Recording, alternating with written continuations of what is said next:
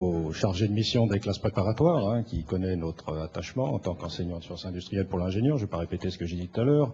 On se nourrit essentiellement de sujets tirés de l'industrie, par exemple pour faire les sujets de concours. Vous savez qu'il faut qu'on s'investisse à chaque fois, qu'on s'immerge dans un bureau d'études pour en extraire un sujet qui soit vraiment en relation directe avec ce qui se fait, avec la modernité, en tout cas de la technologie.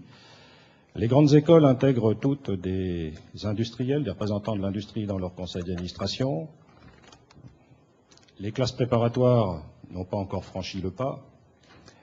Est-ce qu'il serait irréaliste d'envisager qu'à l'avenir, les industriels soient plus consultés, par exemple pour participer à des commissions de programme ou bien d'autres événements qui sont importants pour la vie des classes préparatoires? Si je réponds d'emblée qu'on peut envisager tout cela, on gagne du temps. Non? La réponse est suffisante, Monsieur le Président? Comment? Comment? Non, mais je vais me permettre de vous livrer très vite.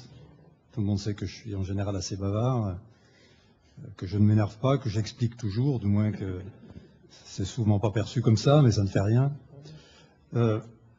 Non, mais Jean-Michel Schmitt me donne l'occasion de dire à M. Gallois qu'avant l'arrivée du directeur Hervé Biosser, il était de toute façon comme membre du conseil d'administration de l'École centrale Paris sous surveillance, et il était sous la surveillance du portier. Eh ben, le portier, c'est moi. J'entends le portier dans le sens où c'est le président du concours d'entrée à Centrale Supélec.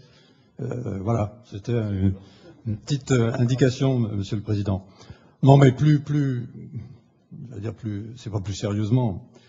Au fond, nous avons les uns les autres toujours à régler des paradoxes, des dualités. Et moi, je voudrais parler d'une dualité qui est la dualité imitation-innovation. Alors, vous allez dire, tiens, ça y est, il reprend la dualité, c'est le thème des travaux d'initiative personnelle encadrés de cette année. Eh bien oui, mais il se trouve que nous sommes en permanence coincés dans l'incapacité que nous sommes, modestes, à décrire de façon unique une situation. Là, au moins, quelquefois, on essaye de décrire cette situation par deux entrées. Et ces deux entrées, elles doivent toujours être remises en synergie, en dialogue, en interaction. Les grandes écoles et l'université, voilà bien une dualité. Tous ceux qui auraient l'idée de réduire brutalement la dualité s'exposeraient, comme l'a dit le président Gallois, en fait à jeter le bébé avec l'eau du bain. Ou d'ailleurs à ne plus se rappeler que quand on monte une échelle, la meilleure façon de dégringoler au bas de l'échelle, c'est de lâcher le barreau N quand on ne tient pas encore suffisamment solidement le barreau N+1. C'est de la physique élémentaire. Bon. Et personne ne sera étonné que j'utilise quelques métaphores de ce goût-là. Alors, en fait, très vite, le premier défi de l'éducation est de donner le goût de l'avenir, Tocqueville. Certes, mais l'avenir est toujours heureusement incertain. René Char. Et d'ailleurs, le président Gallois a dit tout à l'heure que quand il n'y avait plus d'avenir, c'était qu'en réalité, ou du moins, pardon, quand l'avenir devenait à peu près sûr et certain, c'est qu'il n'existait plus, c'est qu'il n'y en avait plus. Alors, regardez ce challenge qui doit être le nôtre.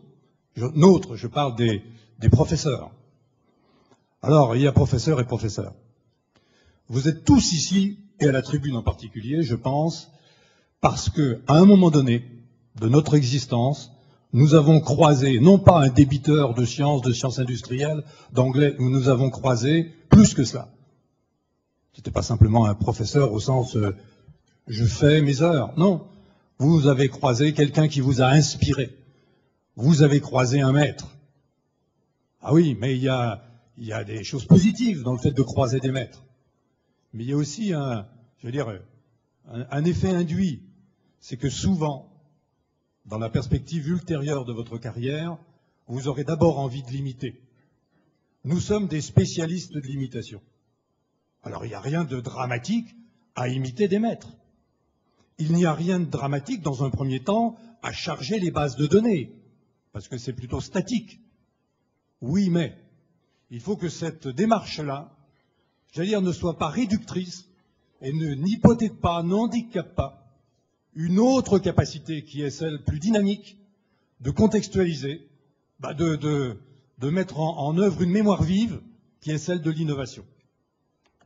Le défi que nous avons tous collégialement à relever, c'est de faire cohabiter, vivre ces deux, au fond, situations limites, qui sont celles de l'imitation. Alors la meilleure imitation, je ne parle pas de l'imitation Canada Dry pour... bon, non. Alors, et au fond, c'est le débat actuel du niveau des ingénieurs, du niveau des élèves. Mais d'abord, excusez-moi, le niveau, c'est une affaire tout à fait relative, ça. Et c'est vrai que nous avons en face de nous, je parle de ceux que nous sommes, nous avons toujours en face de nous des jeunes. On fait la rentrée, les jeunes ont 18 ans, c'est-à-dire au mois de juin, ils en auront 19. On a vu passer ce laps de temps, on a vécu avec eux. Oui, mais le cliquet, à la rentrée d'après, le cliquet revient, et on revient à 18 ans.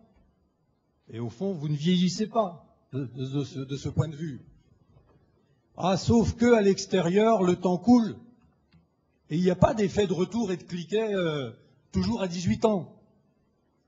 Et on oublie sans doute assez souvent qu'il faudrait, contrairement aux indications qui sont mises sur les portières des trains de la SNCF, Achtung, nicht in Auslehnen, il faudrait au contraire se pencher par la portière de l'éducation nationale et aller voir ce qui se passe à l'extérieur.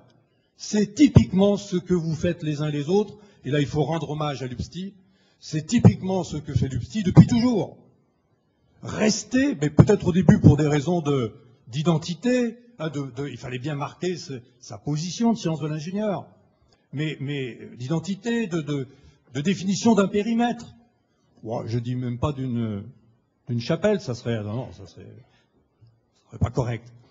Mais maintenant, on n'en est plus là. Je veux dire, il est clair que l'UPSTI joue avec ce colloque, la mise en place de ce colloque, mais un rôle, mais je trouve extrêmement important. Et ils n'ont plus rien à attendre de moi et je n'ai rien à attendre d'eux. Donc, je suis pas en train de vous passer collégialement ou collectivement de la pommade. D'abord, c'est pas mon genre, j'ai jamais de réserve pour faire ça. Alors,